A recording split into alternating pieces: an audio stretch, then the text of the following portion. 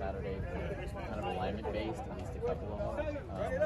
How's that looking? Who said that? Kalen Bullock. Okay. It took the alignment, you said? Yeah. In terms of the run defense. Yeah, I mean, some of it is guy in a gap, and the ball ends up running in a gap. I mean, it's a little bit of everything, and that doesn't make it any better, right?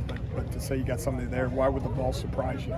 You know, if we put you in again, you can name the gap by letter, but your job isn't to be a cone in that gap. Your job is to make a play through that gap, and that's something I'm trying to instill in the guys.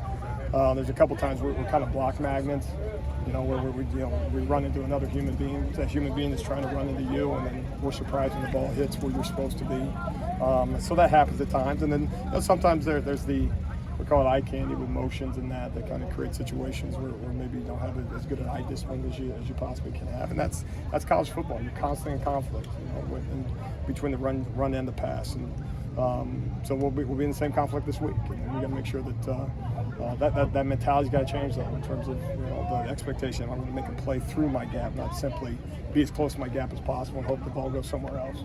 Has preparing for Washington State triggered any memories from your time there this week? Oh, it certainly does. I mean, that logo meant the world to me, and then my family, and that's a great place. And then we enjoyed our time there. But then beyond that, obviously, we tell the guys, nameless, faceless. There's an opposite color jersey, and you gotta go crank it up. It's a great place. Shane Lee wasn't on practice day. Are you guys anticipating not to have him this week? Yeah, we'll play him if he's available. Tyrone's produced pretty well in the time he's gotten. What's he shown you? Yeah, playing a little bit more consistent than maybe he did early on. He does come with game experience. Obviously, that's one of the reasons we brought him along with us. You're kind of seeing a motor to him. Now we need to see more motor in practice to get some more confidence to give him additional work and additional reps. But willing to be physical. Kind of. Willingness to kind of run through blockers, and that's a real kind of issue for us right now. Is 1/11th. I think we've talked about this in terms of not allowing the opponent to get every play started. And there's a couple examples there. I mentioned Tyrone, where it's run game or pass game. Where you got to be able to be disruptive in the backfield, and obviously get a quarterback or running back on the ground, and he's shown well that way. He'll continue to get more work because of it. What went into the decision to move Solo to defensive end? What did you see that you thought would make him effective there? Yeah, geez, some of it just stemmed from trying to get some guys from a physical standpoint, closer to the line of scrimmage. Some of it was just to try to get through spring. So some of it, the motivation probably wasn't as deeply thought out as it appears now because he's done so well there. But very quickly, what you found though was you saw a guy from a physical standpoint that likes to mash. That puts hands on an offensive tackle and can hold up a tight end. Obviously has some athleticism from being a linebacker, and so you like that, and just showed well there. And so I'm not sure I knew he was a linebacker before.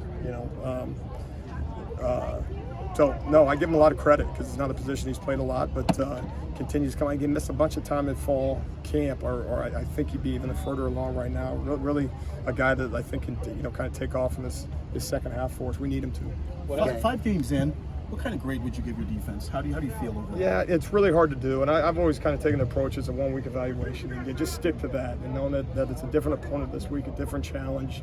Obviously, there's some good, and I want to give the guys a lot of credit, for those things, and then some head scratchers as you go through it. That's not unique to us.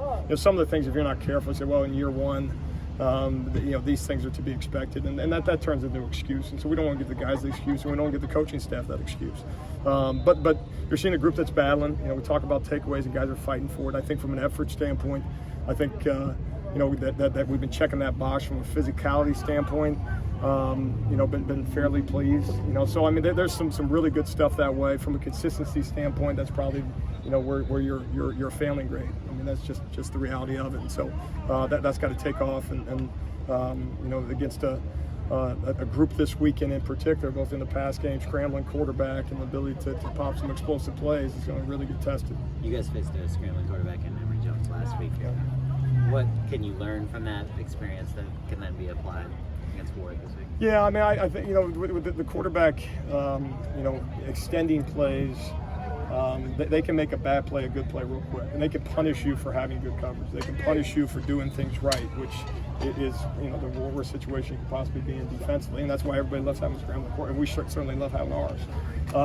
So there's not a magic answer for it. I mean, one of the things is making sure when you got a chance to get them down, you got to find a way to, and you got to make sure as best you can in those situations. If you're not specifically in coverage, it's all hands on deck. So it takes 11 to defend the pass and be playable that way, and then continue to stay in coverage. And then obviously you got to get every other hat's got to find a way to get a shoe screen and try to get them on the ground. Can you talk about what Max Williams has given you, maybe both on and off the field?